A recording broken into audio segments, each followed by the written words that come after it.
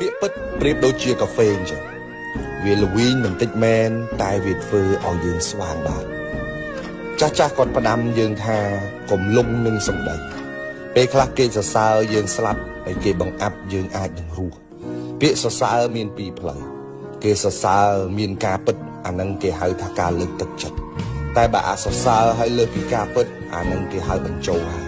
កន្លែងនឹងក៏គួរតែប្រយ័ត្នមនុស្សខ្លះមិនចូលចិត្តស្ដាប់ពាក្យពិតទេធ្វើខុសហើយចង់ឲ្យគេសរសើរក៏មានដែរគេនិយាយត្រង់ខឹងគេប្រាប់ពីចំណុចខ្វះខាតខឹងគេចោទគេថាប្រកែចាប់កំហុសអីចឹងហើយពេលដែលយើងប្រកាន់ណាគំនិតនឹងកាន់តែយូរទៅមនុស្សនៅជុំវិញខ្លួនយើងគេឡើងហ៊ាននិយាយការពិតហើយអញ្ចឹងយូរទៅមនុស្សជុំវិញខ្លួនយើងសិតទៅជាមនុស្សខ្លាំងខ្លាយ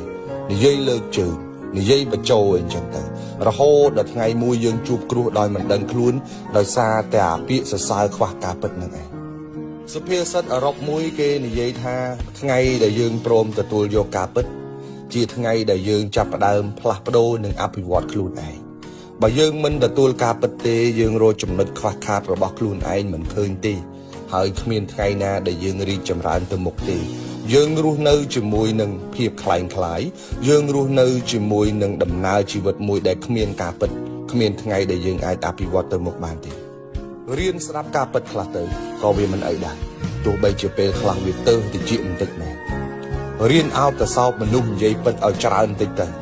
ព្រោះពួកគេគឺជាកញ្ចក់ឆ្លុះ